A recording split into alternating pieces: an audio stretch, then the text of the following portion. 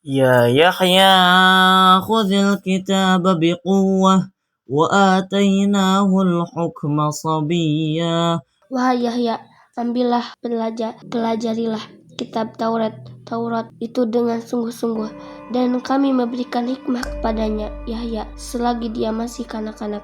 Setelah putra yang diberitakan dalam kabar gembira itu lahir, yaitu Nabi Yahya, maka Allah mengajarinya Alkitab, yaitu kitab Taurat, yang biasa mereka baca di antara sesama mereka, dan menjadi pegangan para nabi dalam memutuskan hukum terhadap orang-orang yang beragama Yahudi, para rabani, dan para ahbar atau pendeta. Saat itu Yahya masih anak-anak.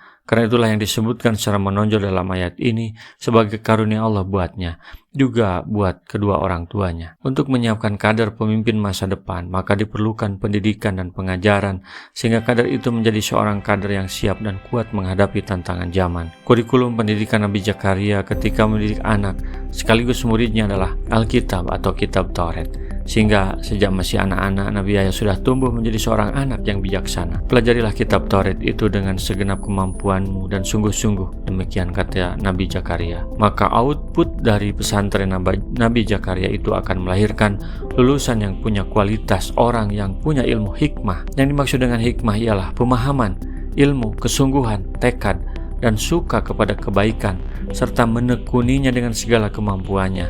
Sedangkan saat itu ia masih anak-anak. Abdullah ibnul Mubarak mengatakan bahwa Ma'mar telah mengatakan bahwa anak-anak berkata kepada Yahya ibnu Zakaria, "Marilah kita main-main, hai Yahya." Yahya menjawab, "Kita diciptakan bukan untuk main-main." Ma'mar mengatakan bahwa karena itulah Allah menyebutkan dalam firman-Nya, dan kami berikan kepadanya hikmah selagi ia masih anak-anak. وحنانا من لدنا وزكاة وكان تقيا.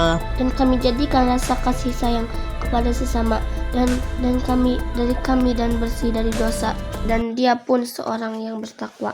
Maka lahiriah konteks ayat menunjukkan bahwa firman-Nya Hanan diatapkan kepada firman-Nya, dan kami berikan kepadanya hikmah selagi ia masih anak-anak, yakni kami berikan kepadanya hikmah dan belas kasihan dan kesucian. Dengan kata lain, kami jadikan Yahya yang punya rasa belas kasihan yang mendalam dan kesucian. Yang dimaksud dengan Hanan ialah kecintaan yang dibarengi dengan rasa belas kasih dan rasa rindu. Orang Arab mengatakan hanatin naqatu ala waladiha, artinya unta betina itu menyayangi anaknya. Dikatakan pula hanatil mar'atu ala zauziha, artinya wanita itu merindukan suaminya. Termasuk ke dalam pengertian ini seorang istri dinamakan Hannah, berasal dari kata haniyah. Dikatakan pula hanna razulu ila watanihi, artinya lelaki itu merindukan tanah airnya. وبرا بوالديه ولم يكن جبارا عصيا.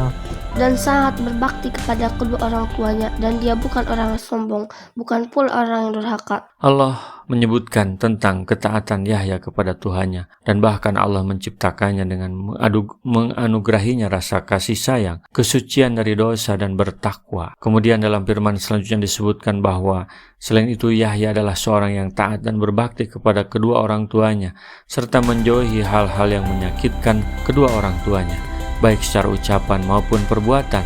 Perintah dan larangan kedua orang tuanya selalu ditaati. وسلام عليه يوم ولد ويوم يموت ويوم يبعث حيا. Dan kesejahteraan bagi dirinya pada hari lahirnya, pada hari wafatnya, dan pada hari dia dibangkitkan hidup kembali. Sufyan ibnu Uyainah mengatakan bahwa hal yang paling mengerikan bagi seseorang ialah di 3 keadaan, yaitu saat dia dilahirkan, karena dia melihat dirinya keluar dari tempat pertamanya. Saat dia mati, maka ia melihat kaum yang belum pernah disaksikannya. Dan saat dia dibangkitkan hidup kembali, maka ia melihat dirinya berada di padang mahsyar yang luas.